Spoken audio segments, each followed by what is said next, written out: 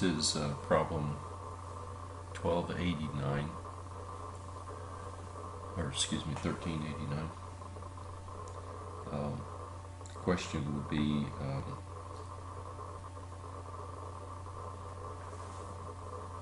do you need to draw a free body diagram? In order to do that, you would ask the question, how many degrees of freedom? You find out that it's 1 degree of freedom. Because it's 1 degree of freedom, if you're given any angle, you can find all other positions. If you're given a single dot term, you find all other single dot terms. And also, given a single double dot, in this case theta double dot is 0, then we can find all other double dots. So we can find the accelerations that we want for this. Question, though, is to determine the force from the curved rod onto the collar. So because we need the force, we also need to measure or to draw the free body diagram. So we're going to start with drawing the free body diagram. There are 3 forces: gravity, and the 2 forces coming from the 2 bars OA and the curved bar. So I'll draw those in.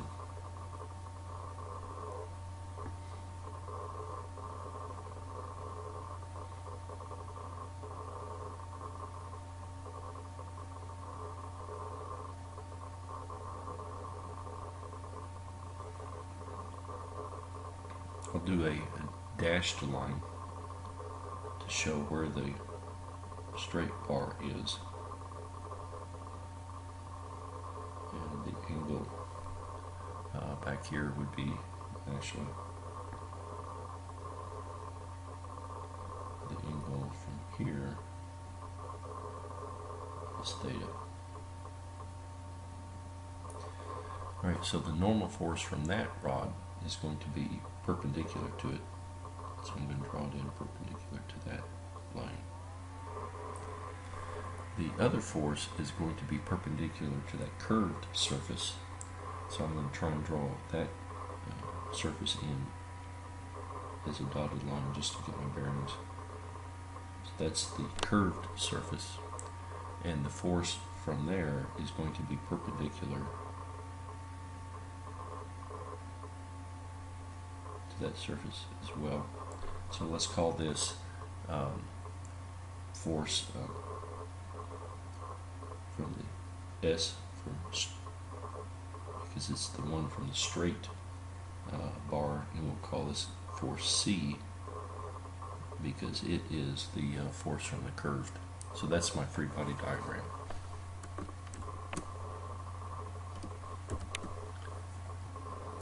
Okay, the next thing after drawing the free body diagram is to think about what coordinate system you want to sum forces. And to do that, you should be thinking about which coordinate system you want to use that will make your accelerations relatively easy.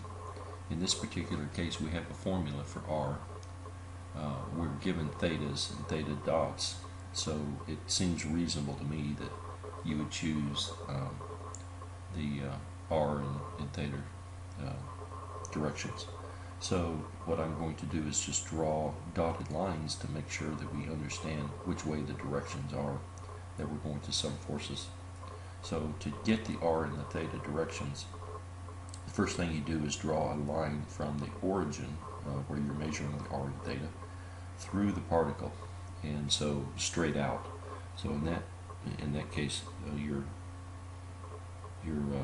R is actually right here. It's parallel with that dotted line that was drawn from the origin down here to the particle right there. Right, so this would be the UR direction. That's your radial direction. It's not a force, it's a radial direction. So I tried to draw it off center just a little bit. The other direction is the theta direction. It will be perpendicular to UR, and it is rotated 90 degrees in the direction of positive theta. You can see that positive theta is counterclockwise, so if you go counterclockwise on the UR, you're going to get the U theta. So I'll draw that in up here as well. So this is the u theta direction. Notice that the u theta direction is parallel with the S force, but it is not parallel or perpendicular to the C force. The C force is coming perpendicular to that curve, and that curve is at some odd angle. So one of the things that I'm going to have to do is find the angle of that circular path so that I can get the angle for the C. In order to do that, you're going to find the tangent in the r theta direction, and that'll get you the angle for that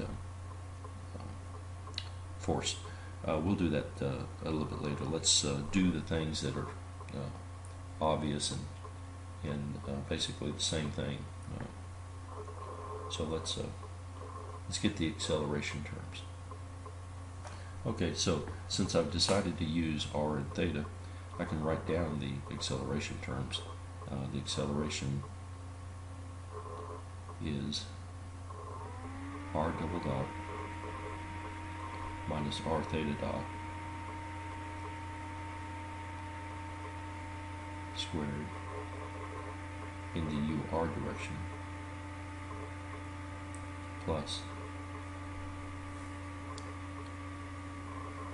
2 r dot theta dot plus r theta double dot in the u theta. Okay, so for this formula, I am given theta, given theta dot, and I'm given theta double dot. So that's not a problem. What I need to find, though, are the r's, the r dots and the r double dots. Okay, so they give me a formula for the r. They say that r is equal to, because of the circular path, it's 1.5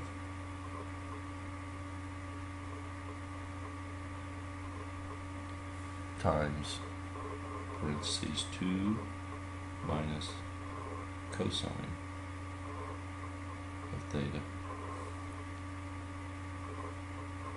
in feet. So what I'm going to do is take a derivative of this thing with respect to time. So I'm going to have 1.5 times the derivative of the cosine is minus sine, so that'd be in the plus. So this is a sine theta, chain rule theta dot.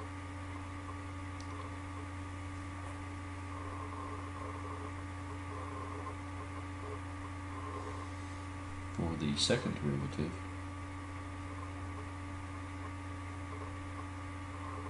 this is a product, so I'm going to take the derivative of the first term. Derivative of the sine is the cosine, along with the chain rule. And then I multiply by the second term.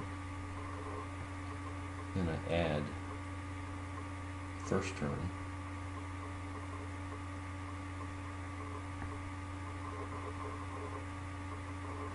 Times the derivative of the second term. So there's my r dot and my r double dot.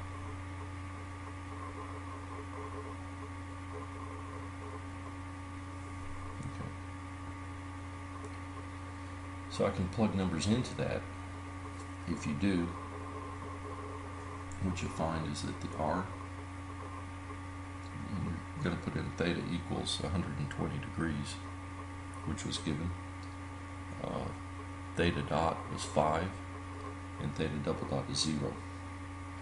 So what you'll have when you plug those numbers in is r will equal 3.75.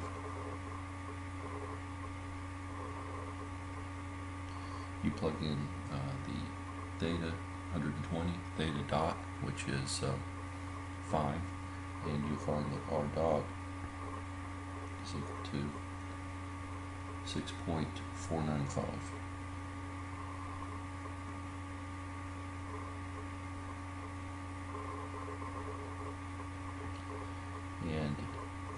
double dot, you plug in and you get R double dot is a minus 18.75.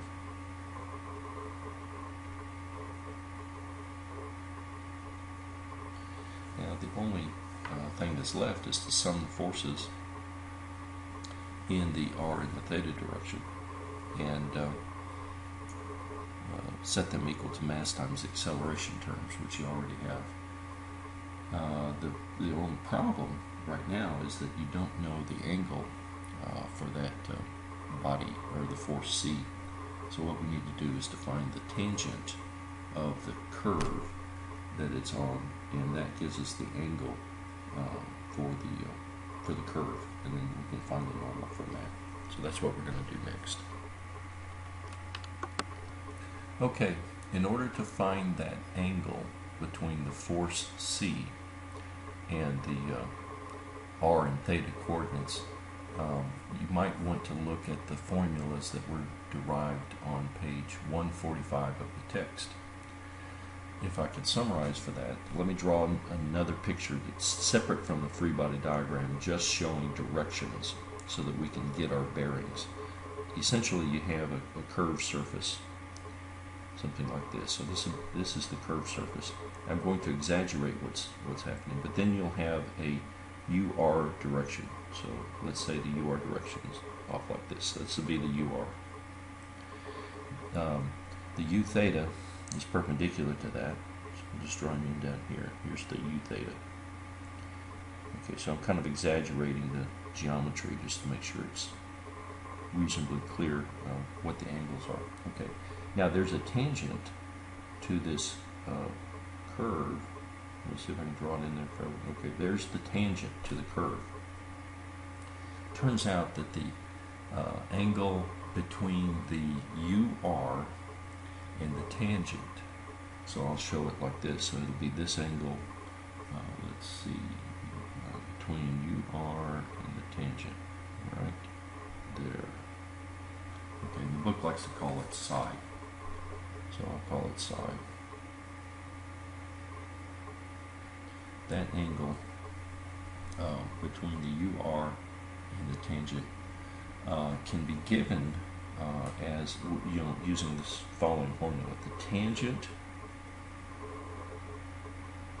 of psi is equal to the radius divided by the derivative of r with respect to theta. And again, I say that's on page 145.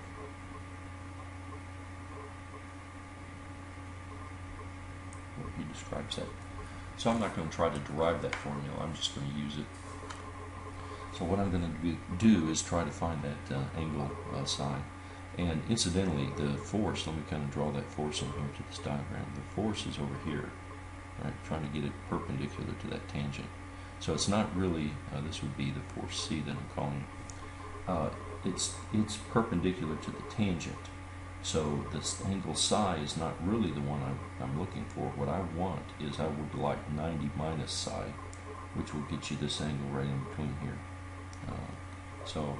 Once I'll find the psi, and then I'll take 90 minus psi to get the angle between the force that I'm talking about and the UR direction. Okay, so let's do that. First thing we're going to do is we're going to find dr d theta, which is not the same thing as the time derivative. Alright, so here we go. We're going to come back over here, and we're going to say dr d theta, which is different than the dr dt. It won't have a chain rule. Alright, so dr d theta is equal to, looking back on the notes, okay, it's equal to 1.5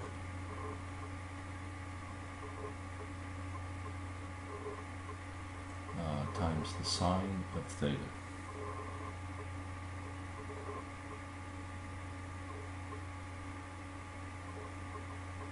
Alright, so that's dr d theta. And the R I've got from before. I'll just write it down again. R is, let's see, it's 1.5 times 2 minus cosine of theta. So what I know is that the tangent of psi is equal to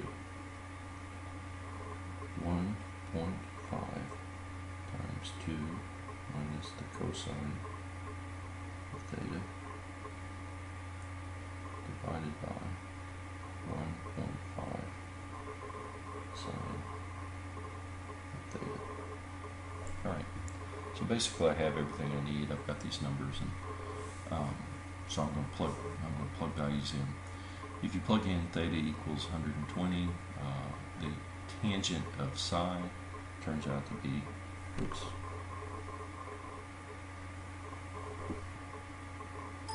well, apparently there was a little bit of a glitch. I'm not quite sure what happened, but let me move on. So I'm finding the tangent of psi. I took the r in the numerator. In the denominator, I'm taking this derivative that I took, 1.5 times the sine of theta. Right, so now I can just plug numbers in. Angle theta is equal to 120.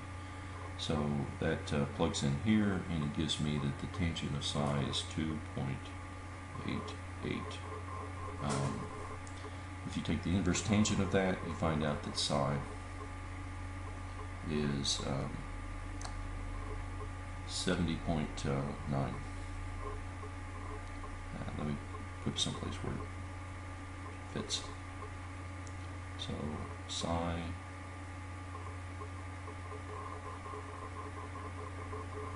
will equal 70.89.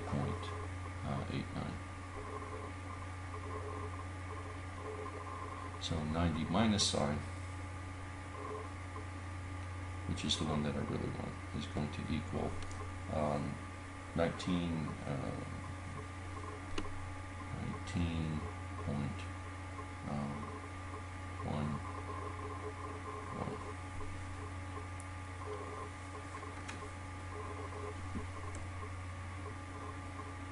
Okay, so now that I have all of these angles, I'm going to come back up here, find a little bit of room, and I'm going to sum the forces in the UR direction and in the U theta direction as well. So when I do, I have, I'm looking at my free body. Okay, so I have in the R direction,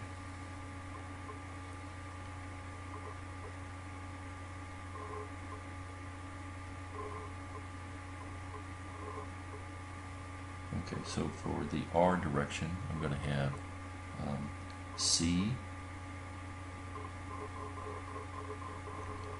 times the angle of, let's see, that would be the cosine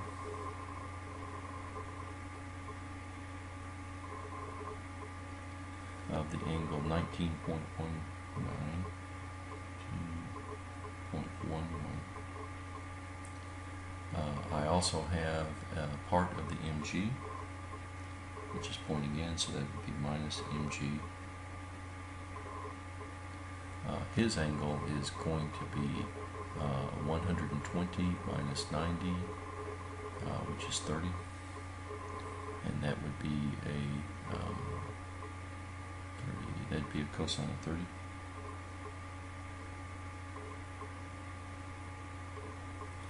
There are no other forces in the R direction, so this is equal to mass times the acceleration in the R direction, which is R double dot. I have it written down elsewhere. R double dot minus R dot R theta dot squared, excuse me. Theta dot squared. I know the R double dot, I know the R and the theta dot, so I can plug into that. In the theta direction, I have a negative C sine 19.11. I also have a plus mg sine of 30. It's all of the forces that I also have a plus s. That's all of them, and so that equals mass times acceleration in the theta direction, which is 2r dot theta dot plus r theta double dot. So I know the r dot, r double dot, theta dot, theta double dot. I know the mass, I know the g, I know everything except c and s. So this gives you two equations that you can solve for the two unknowns. If you plug everything in, you should end up with the forces of, let's see, let me check my notes here. The S turns out to be 2.77 if I'm not mistaken. So the S ends up being 2.77, and the C, the one that's coming from the curve, is, I think I have those backwards actually. I'm looking at my notes.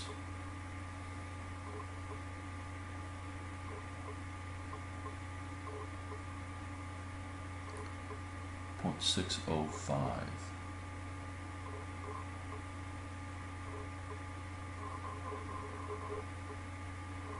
Yep, I got that backwards. 605. So I think, let me pause and back up and get this right. Let me check my notes. Be back shortly. Okay. Yeah, I did have those backwards. I was calling them something else by a different name in the notes. Okay, so the S, the one that's coming from the straight slot, when you plug numbers in, comes out to be